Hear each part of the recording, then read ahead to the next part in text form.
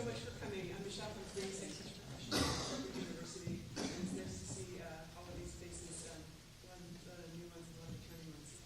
We're going to start with the drum set clinic, and I'm really, really happy that Marty Neff agreed to come in and talk to you today and play for you.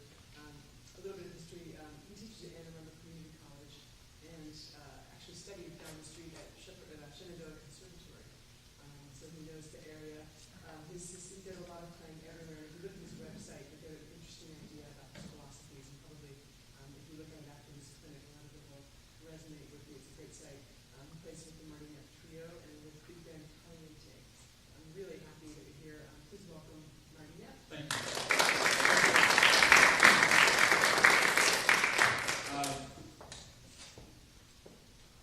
It's interesting.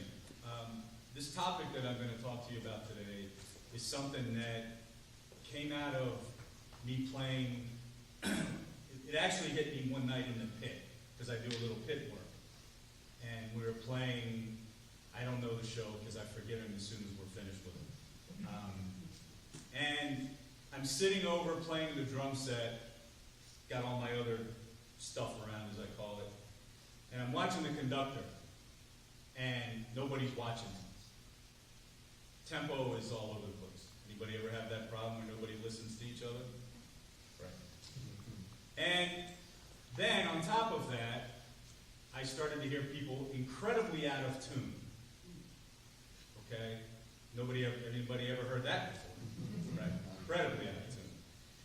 Even though we're all percussionists, we get the opportunity to hear a errant 2 or 3 violins that aren't right on top of each other, a couple clarinets maybe.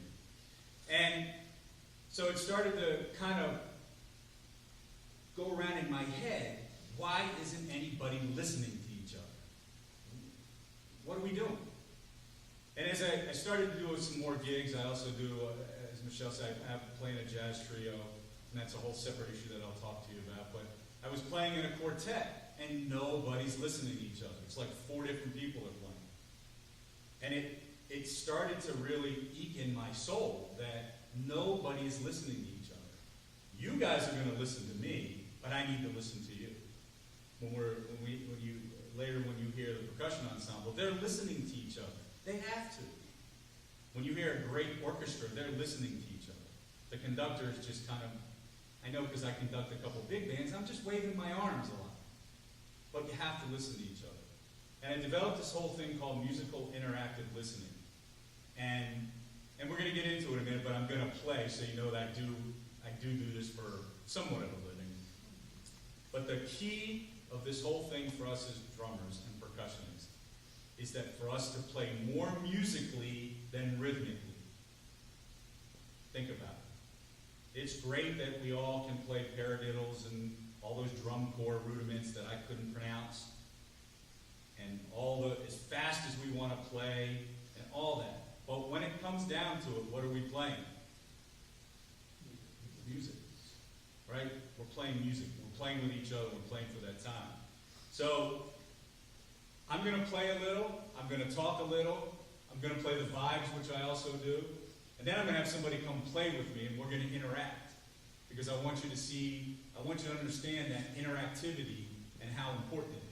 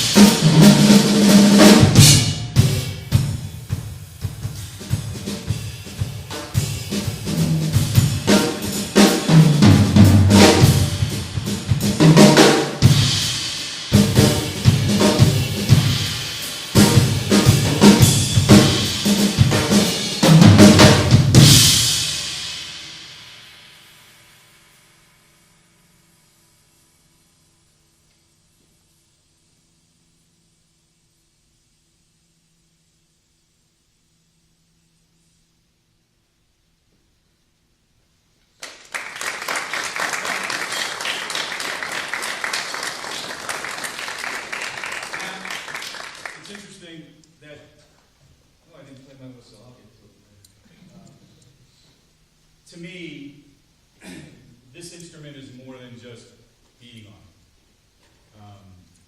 I look at this as however many, we can all get incredibly different sounds out of the instrument, correct? Whether we hit it on the side of the drum, which you guys probably would have a heart attack if I started doing, I don't want to beat up your kid. Whether you hit it on the side of the cymbals, no, I don't want to have a kid, I won't do either. Whether we're using some nice big Firth mallets, see? Or some brushes, which I didn't use. But let's talk about how we interact with each other. How many people play in a big band in here? Or have played in a big band? All right? How many people play in a small group? Jazz. How many people are playing jazz? How many people playing rock and roll? How many people playing funk? Country music? How many people play in church? All right, how many people play here? Come on, I want to see all you people in black. Raise your hands. So, how many people study theory? How many people like it? Oh, now somebody will put your hands down. Come on. All right, you can put your hands down. I kind of told you where it came from, right? I told you it was from my frustration of playing in groups and just going, me having to end tunes. Me. Because nobody knows what to do. To me, that's crazy. It just is a crazy thing. I can't believe that somebody would let that happen. Where do I think this all comes from? Is how do we learn?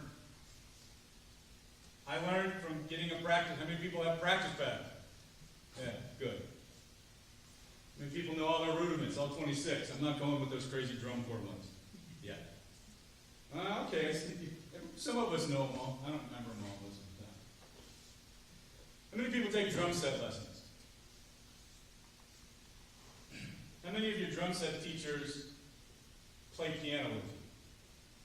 How many of them play vibes with you? How many play guitar with you? I can't do that. That's a question I want to know. When I teach drum set, I usually either play with the piano or I play with this, and we play. That's the way I teach. I was fortunate enough that coming up at Shenandoah, I never took any drum set lessons. But I studied, like you guys studied with Dr. Humphreys. You study percussion, mallets, rudiments, scales, arpeggios. Everybody knows all those, I hope? And all the different things. That's to me the genesis of what we have to do. What's music about? Throw things out when you think are involved in music. Culture. What is it? Culture. He said culture. Culture. I like it. What else? What other parts of music? Expression. Expression. Notes. Rhythm. If you percussionists, we can't say rhythms. Come on. We have to say rhythms. Right? The melody. The harmony. How many people know song forms? Go ahead. I was going to say texture. Texture. Right. How about song forms?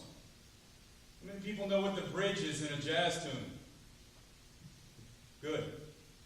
I wanted to ask this question, but I just want to see what happens. How many bars in a 12-bar blues? Well, probably. Okay, thank you. I did that in my big band last week, and a couple people went. I get them all the time when playing the blues, and I see this.